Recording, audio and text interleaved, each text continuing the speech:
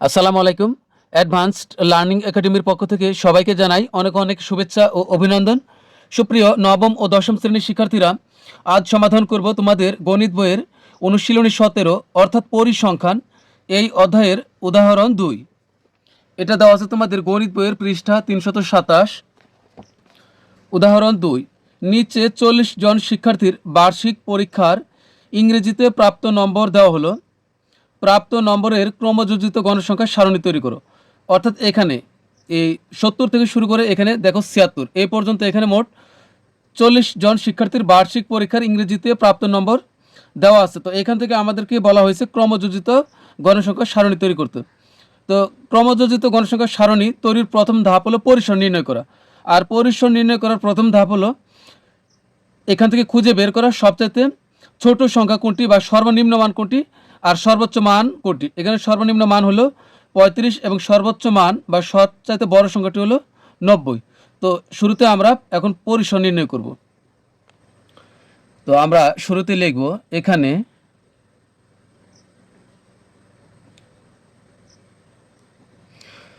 সর্বোচ্চ মান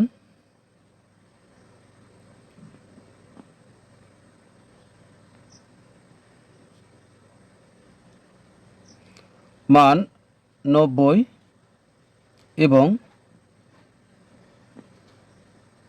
সর্বনিম্ন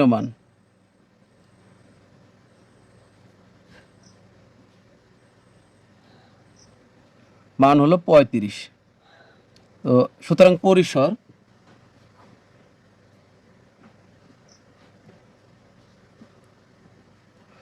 পরিসর সমান সর্বোচ্চ মান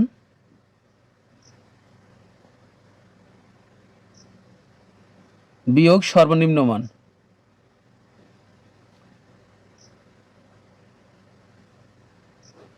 এরপরে ব্র্যাকেট দিয়ে লিখব যোগ 1। তো এখন আমরা মান বসাই। এখানে দেখো সর্বোচ্চ মান, এটার সর্বোচ্চ মান কত? এই 90। তাহলে এখানে বসাবো 90, এই বিয়োগের বিয়োগ, সর্বনিম্ন মান হলো 35, এই ব্র্যাকেটের ব্র্যাকেট, যোগ হলো 1। তো 90 থেকে 35 বিয়োগ করলে হবে 55 আর যোগ হলো 1, তাহলে এখানে হবে আমাদের 56। তো এখন আমরা শ্রেণীর সংখ্যা বের করব। তাহলে শ্রেণীর সংখ্যা বের করব। তো শ্রেণীর সংখ্যা বলতে আসলে এইভাবে আমরা কতগুলো দাগ টানবো, এগুলো কিন্তু শ্রেণীর সংখ্যা।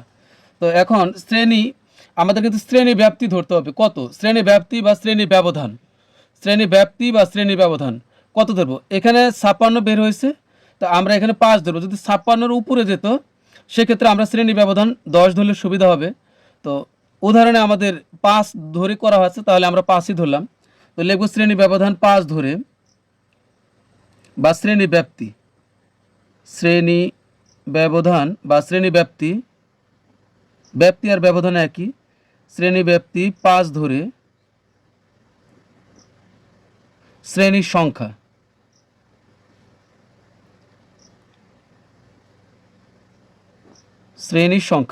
আমরা জানি পরিসরকে শ্রেণী ব্যাপ্তি দ্বারা ভাগ করলে শ্রেণীর সংখ্যা আসবে। তাহলে এখানে পরিসর কত? 56 আর শ্রেণী ব্যাপ্তি ধরেছি 5। তো এখানে আমরা যত ধরবো তত দ্বারা এখানে আমরা ভাগ করব। তাহলে এখানে 5, তো এখন আমরা ভাগ করি। এখানে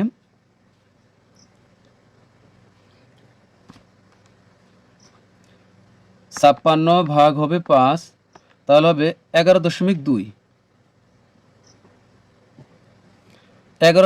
তো আমরা জানি শ্রেণীর সংখ্যা কখনো আমরা দশমিক আকারে রাখতে পারবো না। এখানে 11.2 বের হয়েছে, তাহলে আমরা 12 নেব। অর্থাৎ এখানে যে সংখ্যাটি বের হবে যদি তারপরে দশমিক থাকে তাহলে আমরা তার পরের সংখ্যাটি নিব। এখানে যদি 11 না বের হয়ে যদি 10 বের হতো তাহলে আমরা 11 নিতাম। যদি এখানে 9 বের হতো 9.2 তাহলে কিন্তু আমরা 10 নিতাম। অর্থাৎ এখানে দশমিক বের হলে এখানে যে সংখ্যা থাকবে তার পরেরটি নিব। তাহলে এখানে আমরা নিব 12। তো সুতরাং শ্রেণীর সংখ্যা হবে 12। তো এখানে বা দিয়ে আমরা 12 লিখি, তাহলে হবে তো বা 12। তো এখন আমরা মনে রাখবো এখানে শ্রেণীর সংখ্যা বলতে কি, আমরা শ্রেণীর সংখ্যা বলতে এভাবে আমরা কতগুলো দাগ টানবো, এটা হলো শ্রেণীর সংখ্যা। তো এখানে যত বের হবে তার সাথে আমরা 1 নিব, 1 বেশি নিব। তো আমাদের শ্রেণীর সংখ্যা এখানে বের হয়েছে 12, তাহলে আমরা ঘর নিব হলো, তাহলে আমরা শ্রেণীর সংখ্যা নিব হলো 13টা। কারণ হলো কি, এই যে উপরের শিরোনাম, শ্রেণীব্যাপ্তি, তারপরে ট্যালি, গণসংখ্যা, ক্রমযোজিত গণসংখ্যা, এই শিরোনামগুলো লেখার জন্য নেব একটা শ্রেণী অতিরিক্ত, আর প্রকৃতপক্ষে এখানে ছিল 12টা, আর অতিরিক্ত নেব এই শিরোনামগুলো লেখার জন্য একটা, তাহলে হবে 13টা। তো এখন আমরা প্রথমে লিখব শ্রেণীব্যাপ্তি। তো এখানে আমি বা এর পরে কমা দিয়েছি, কমা কিন্তু হবে না, কমা কেটে দিবে, আমি কিন্তু কমা মুছে দিয়েছি, শুধু হবে কি বা 12। শুরুতে আমরা শ্রেণী ব্যাপ্তি লিখলেও হবে, যেহেতু অঙ্কটি প্রাপ্ত নম্বরের ব্যাপারে, তাহলে আমরা প্রাপ্ত নম্বর লিখলে ভালো হবে। তো লিখব প্রাপ্ত নম্বর,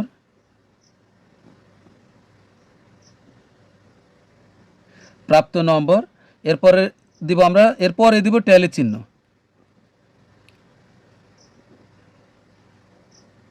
ট্যালির পরে হবে গণসংখ্যা,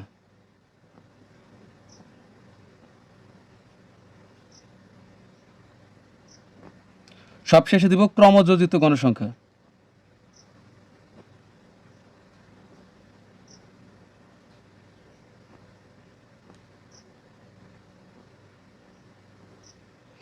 এখন প্রাপ্ত নম্বর, আমাদের প্রাপ্ত নম্বর সবচেয়ে ছোট কত? 35। তো 35 থেকে আমরা শুরু করব, 35 থেকে তাহলে শুরু করি। আমরা শ্রেণী ব্যাপ্তি বা ব্যবধান কত ধরেছি? 5 ধরেছি। এই যে শ্রেণী ব্যাপ্তি আমরা 5 ধরেছি, তাহলে আমরা 5 ধরেই হিসাব করব। তাহলে নিয়ম হলো এখানে যত তত থেকে গণনা শুরু করব। 35, তাহলে 35, 36, 37, 38, 39, 5, 39 পর্যন্ত হবে 5। আমরা 35 সহ গণনা করব। তো 35 এর সাথে 35 থেকে শ্রেণী ব্যবধান 5 ধরলে হবে 39। এখানে কিন্তু প্রকৃতপক্ষে দেখা যাচ্ছে হলো 4 ব্যবধান, আমরা সচরাচর যেভাবে গুনি, কিন্তু পরিসংখ্যানের ভাষায় এখানে 5 আমরা শ্রেণী ব্যবধান ধরেছি। তা 39-এর পরে হবে 40, 40, আর এখানে হবে কত? 44। দেখতে মনে হচ্ছে এখানে 4, কিন্তু এখানে শ্রেণী ব্যাপ্তি আছে 5, কারণ 40 সহ গণনা করব। 44-এর পরে হবে 45, 45-এর 4 হবে 49, 49-এর পরে হবে 50, 50-এর পরে 50-এর সাথে 4 যোগ করলে হবে 54। এই 4 যোগ মানে হলো 5 যোগ করা হচ্ছে এখানে। এরপরে হবে 55, 55 আর 59। এখানে একটি ব্যাপার লক্ষ্য করো, একবার 9 একবার 4, একবার 9 একবার 4, এখন 9, এরপরে বের হবে 4, তাহলে 59। এখানে হবে 60 থেকে হবে 64, 64-র পরে হবে হলো 65, তাহলে এখানে হবে 69, এরপরে হবে 70, আর এখানে হবে 74, তারপরে হবে 75, 79, 79-র পরে হবে 80, 80 থেকে হবে 84। মনে হচ্ছে এখানে 4, কিন্তু এখানে শ্রেণী ব্যাপ্তি হলো 5, কারণ আমরা 80 থেকে গণনা শুরু করব। তাহলে 84-র পরে হবে 85, 4 হবে 89, 89-এর পরে এখানে হবে 90, আর এখানে হবে 94।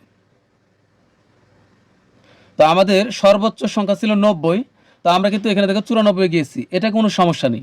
মোট কথা হলো এখানে তো 90 আছে তো শেষ শ্রেণীতে। তো এইভাবে এখন আমরা ট্যালি চিহ্ন বের করব। তো ট্যালি বের করার সবচেয়ে সহজ নিয়ম হলো আমরা এখান থেকে একটা করে নিব আর দেখব কোন শ্রেণীতে পড়ে। তো এখানে আমরা গোল দাগ দিব, আমরা কোশ্চিনে এভাবে চিহ্ন দিয়ে দিয়ে করব, তাহলে সুবিধা হবে। তাই এখানে হলো 70, সর্বপ্রথমে 70। তো 70 এখানে আমার কোন শ্রেণীতে আছে? 70 আছে হলো এই যে 70 থেকে 74, তাহলে 70 থেকে 74, তাহলে এখানে 70ও আছে, 74ও আছে, 72, 71, এখানে 70 থেকে 74 পর্যন্ত সবগুলো সংখ্যাই এর ভিতরে আছে। তাহলে 70 এখানে আমরা টেলের ঘরে একটা দাগ দিব। এরপরে আছে হলো 40, তাহলে 40 হবে এই শ্রেণীতে। তারপরে হলো 35, 35 হবে হলো এই যে শুরুতে এই শ্রেণীতে। তারপর হলো 60, 60 হবে এই শ্রেণীতে। তারপর হলো 55, 55 এই শ্রেণীতে। তারপর হবে 58, 55 থেকে 59, এখানে আছে 58, 45, এই যে 45 এই শ্রেণীতে। তারপরে হবে 60, এই যে 60 হবে এই শ্রেণী, 60 থেকে 64, এখানে হবে 60, 65, 65 হবে এই শ্রেণীতে, 65 থেকে 69। তারপরে হবে 80, 80 থেকে 84, এখানে আছে 80, 70, 70 হবে এই শ্রেণীতে। তারপরে হবে 46, 45 থেকে 49 এখানে আছে 46, 50, 50 থেকে 54 এখানে আছে 50,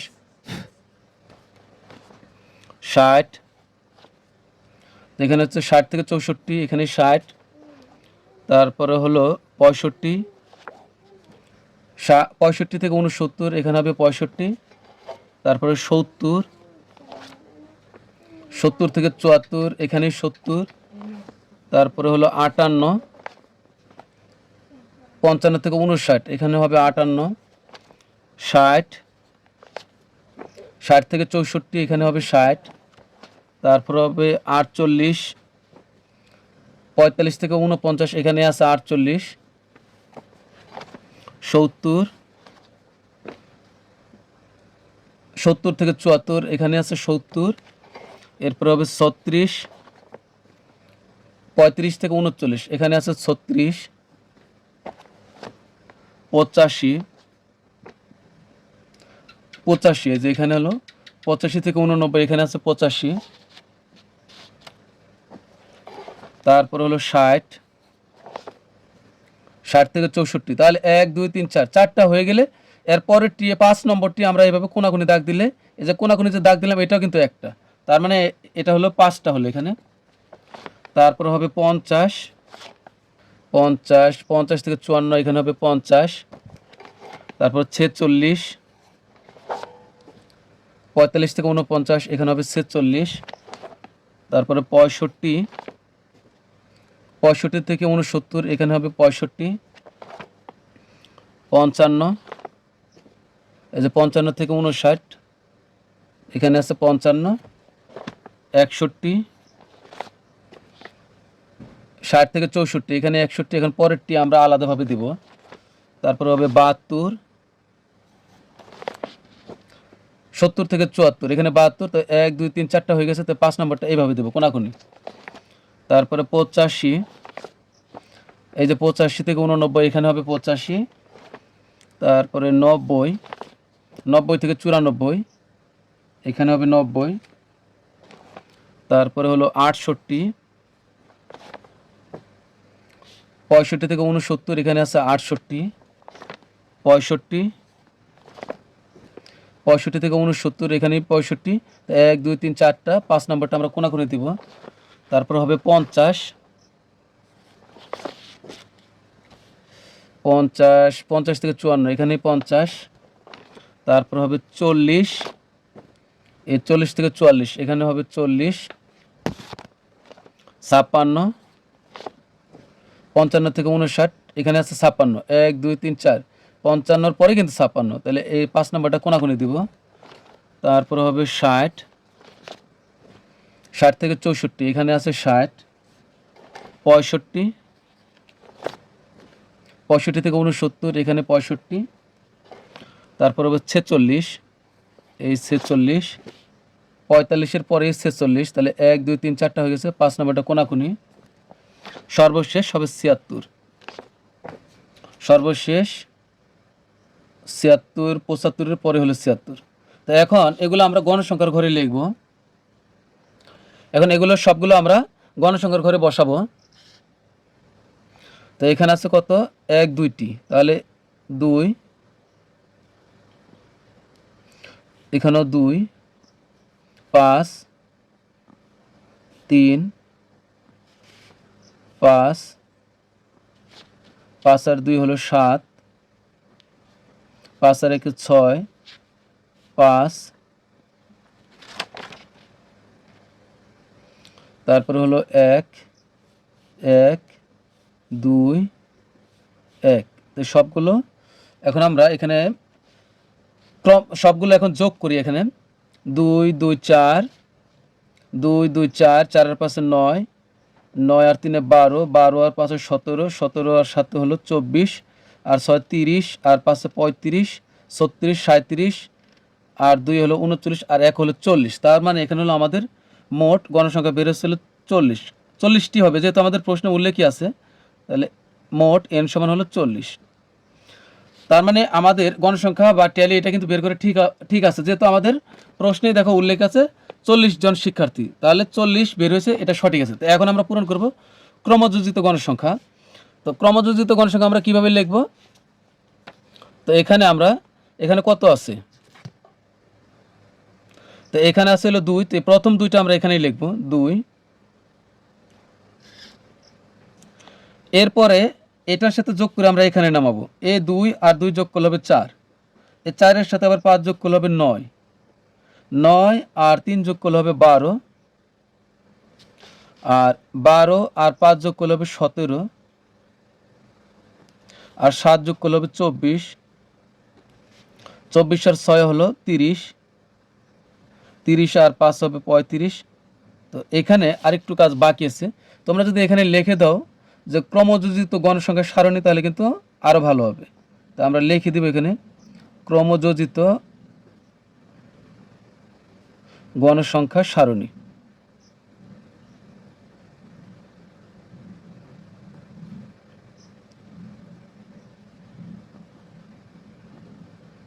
তো এরপরে হলো